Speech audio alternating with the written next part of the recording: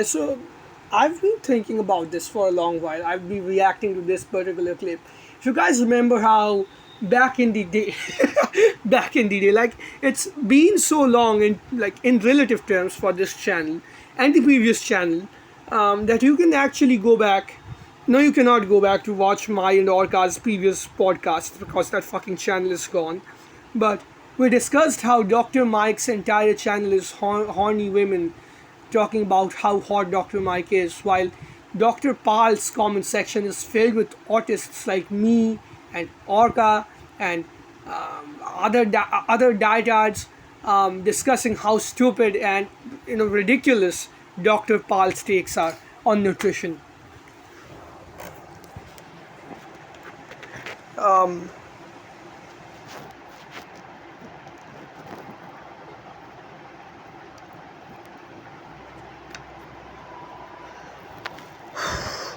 For the non-vegetarians here, because I know how a non-vegetarian mind thinks, because I've been a non-vegetarian. I would assume that again because we are hunter-gatherers and because Damn it, man! Why did you have to shake your head like that? Like this shit gives Indians a bad rep as well. Like you have so many people who are so ideologically driven and not driven by their commitment towards facts from India and part of the Indian diaspora. It's difficult for guys like me, be it historians, be it doctors, be it these motivators, like not just India but South Asia in general. It's difficult for guys like me who are trying to be a voice of reason, who are trying to present facts. Like I might have my own biases as well. Like don't take me for some gospel. I'm not some guy who is speaking the truth. I might have my own biases as well. So do your own stuff too. I'm not gonna tell you to blindly follow me, but I'm mostly trying to speak from position of facts. hunted for so long, didn't our bodies get used to actually eating the meat that we hunted? That's the myth. We were not eating meat every day. People eat complex tubers, wild berries, plants. We cannot be different from our ancestors. Their diet was mainly plant-based. I'm not strictly against non-vegetarian. Okay, you need that protein. So I came up with this term for my patients called palitarian. Alright, bro, you don't have to be this self-obsessed. 80% plant-based. Remaining 4, you eat chicken, you eat white meat. 80% plant-based. Bro, you were talking about how ancient hunter-gatherers had the majority of their diet being plant-based, and the problem is what you are sourcing your information from is probably data from modern hunter-gatherers. Yes, true modern hunter-gatherers have the majority of their diet being plants and tubers, and that's probably also for the good.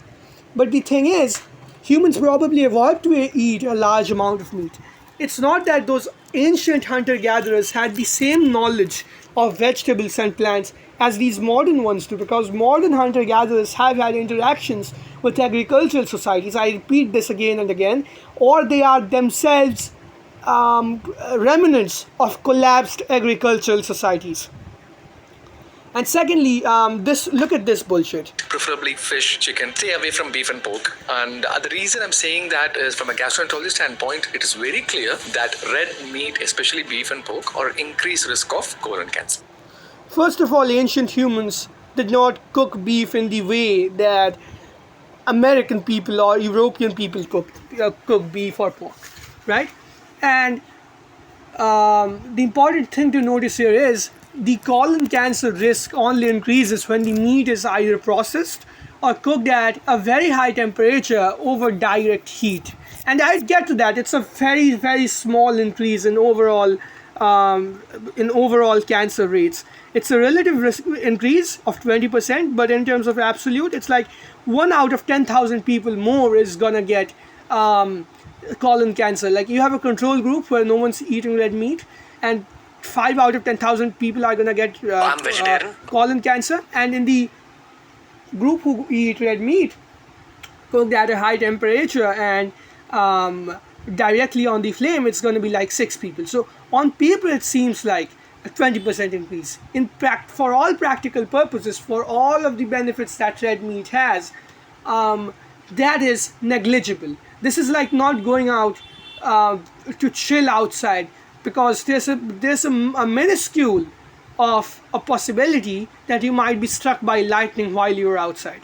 Oh, palitarian diet, bro. Like this is the problem with all of these. Where like you cannot even take scientists and doctors for But I am for going to granted. You cannot take their presentation for granted. The only thing that you can take for granted, the only thing that you can trust blindly is the data, and you have to look at the data yourself, not these people's interpretation of that data.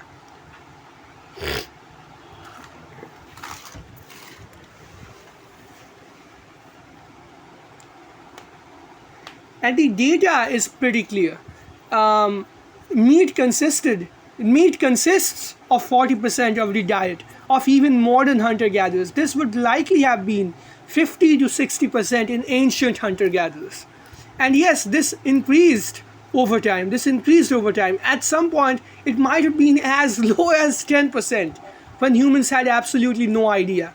Then it might have increased to 40% over time when humans eventually got an idea of what kind of plants to target. And in these modern hunter-gatherer societies, which have had explicit contact with agricultural societies, then in their cases, the majority of the diet is indeed plant-based.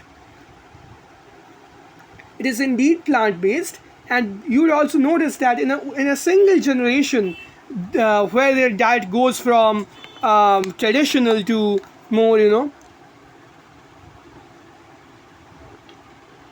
grain-based, which is essentially they have a 40% meat diet, and it falls down to something like 20%, something which Dr. Pal promotes, the typical food pyramid bullshit. They start getting crooked teeth because our body requires some level of function. And this might sound like cope, but hard foods are important. Hard foods are important for your teeth and your overall. Hard and tough foods are overall important for your oral health. There's plenty of research behind this, and especially meat plays a very important role. And secondly, ancient hunters probably did not eat meat which was directly cooked over the flame. They probably most likely ate boiled meat, which was still tough, not because it was cooked over direct heat, but because it was wild game. But boiling the meat would retain all of the nutrients. You don't have to throw all of that away. And you also get them in a more easily digestible form. So the meat was softer, but it was not soft enough to where your jaws absolutely did not have to work. So the diet being majority meat or being significantly, meat based is very important. If your diet is as low as 4% fish, chicken, and animal protein, then you are basically fucked. You are basically fucked with that. 25% is the bare minimum. And I would tell you probably the best diet has equal proportions of meat, dairy, vegetables, and fruits. And by vegetables, I also mean grains. Grains really shouldn't be a lot. Grains should be like 20% of your diet, and vegetables should be like 5% of your diet, but consistent.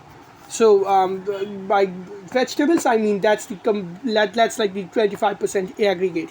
Don't need a lot of fiber, but you still need some fiber regardless. Like this so much, like this crazy people like Otis and this crazy people like Dr. Pal. I'd actually like to see him debate someone like Dr. Mike instead of coming over to a show where a guy is this brain dead like Ranveer Allahabadi. I made a video on him in the previous on the previous channel, and he doesn't ask the questions that need to be asked. He isn't countering the guest. He is not a very good host. I mean, the only thing he has been good at recently is creating controversies by repeating old jokes and defending Indian sentiments. brutal. Like you have like Ranveer Allahabadi is someone who is famous for all the wrong reasons. Like he shouldn't be famous as a host, but he somehow is. Like really should tell you every single thing about India. Some incompetent ass motherfucker gets all of the recognition as a host, doesn't ask the right questions, and just lets the hosts propagate their bullshit. Whenever, like whatever it is, be it about looks, be it about diet, like every single time, man, there's no difference. I don't even know why people watch his show besides his conspiracy theories about yetis and stuff.